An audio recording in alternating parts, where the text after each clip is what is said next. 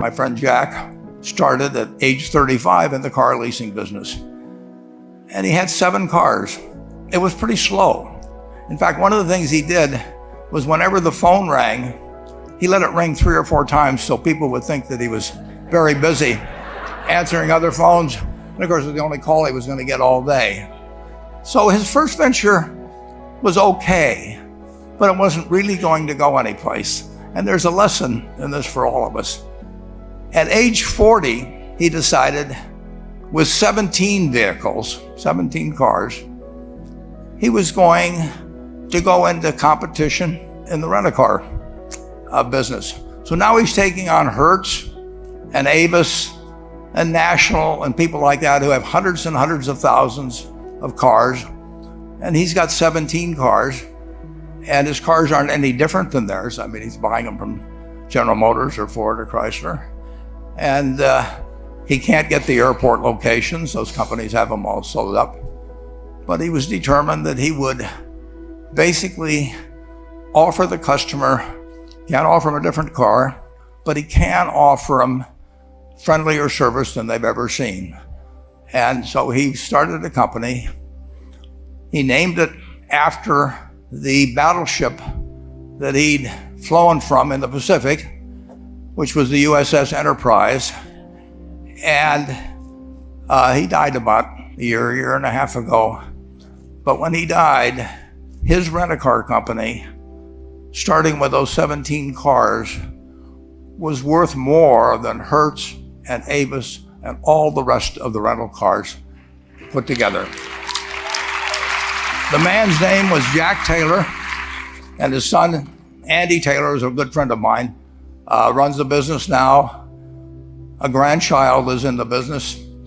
There'll probably be a 4th generation along the line. So this man in the United States, he didn't invent artificial intelligence. He didn't do anything that, just like Mrs. B selling furniture, I mean, that any one of us could have entered those businesses.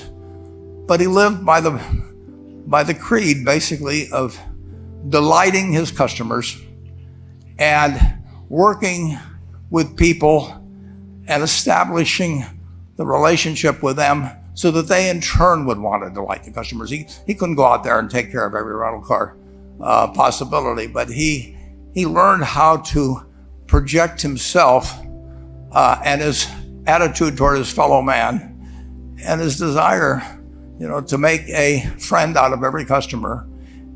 He managed to take very ordinary cars and turn them into this extraordinary business from virtually nothing. And it illustrates several points. One is you don't necessarily get it right exactly right the first time. I mean, the car leasing business, basically you were competing on the cost of money to finance cars. And it's very hard to delight a customer when you just give them the car and tell them to send you a monthly check for 5 years and you'll be back at that time. So his talents were being wasted basically in that business. But at the age of 40, with all of that experience behind him, he found the golden key. He took a very ordinary business and turned it into an absolutely extraordinary operation, just like Mrs. B or Rose Blumpkin did with furniture. And he didn't worry about whether the Federal Reserve was going to tighten or ease. He didn't worry about whether the stock market was up or down yesterday. He didn't worry about the things he couldn't change, but he did focus on the one thing he could change, and that was the customer's experience. And I have seen the one that got away, Enterprise. I went down to Florida and tried to talk him into selling to Berkshire, and he was smart enough not to do it. Probably the value of the company has quadrupled since I made that visit. But he was smart enough to see that he would find that business. Henry Ford, as you may know, failed twice before he started the Ford Motor Company in 1903. I mean, the test isn't whether you get the greatest business idea in the world the first time out. The test is whether you keep learning as you go along what your strengths are and what you can do for your customers, what you can bring especially to the party. And to do that, You need the education that I know you've received through 10,000 small businesses, but you need a genuine desire day in, day out to delight the customer. I've never seen a business, and I've seen a lot of businesses, but I've never seen one that delights the customer that doesn't succeed. I mean, what you want is that customer the next day when they think, do I want to rent a car or do I want to buy some furniture? What goes through their mind? You know, it's the place where they've had a great experience. I don't know what I paid for this tie. Actually, probably if somebody gave it to me, but for the purposes of the speech, I will say I have no idea. But or the shirt I'm wearing, or this. But I do know, I will remember how I was treated when I bought it. I mean, you long forget about the price, but you never forget whether you had a good experience or a poor experience with the purchase experience. And you'll have a hard time finding a person that's had a wonderful experience, a delighted experience in purchasing anything that isn't going to come back.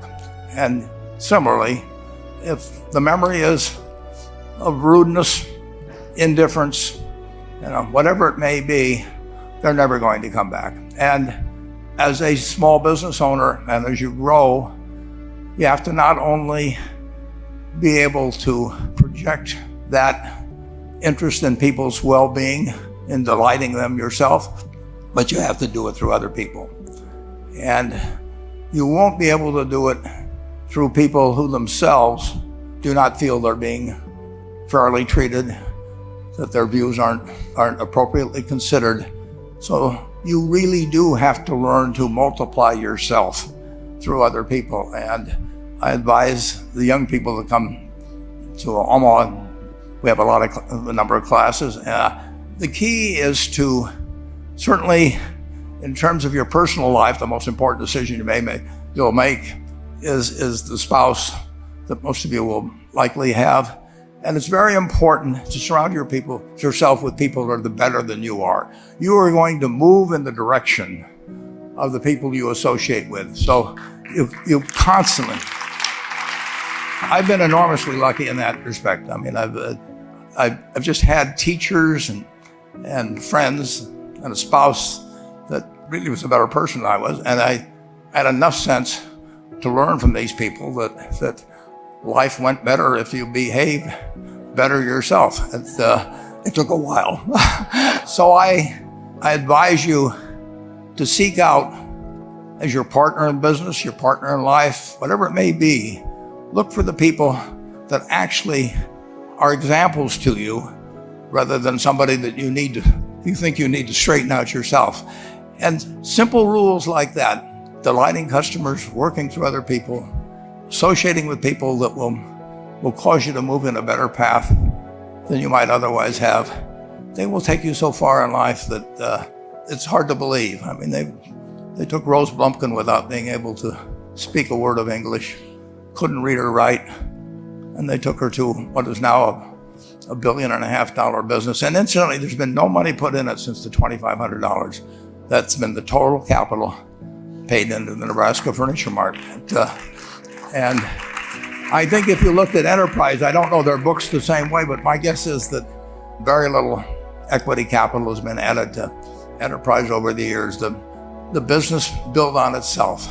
So I want to tell you, I admire this group enormously. When I met Dr. Mello's class on September 22nd, 8 years ago, I was thrilled. And I admire people that are doing what you have done. Working hard at your job at the same time, you took on an added, really, lot of hard work to further your skills. 99% graduate. I mean, that's a mind-blowing statistic. And I'm looking at 2,200 people here who I admire.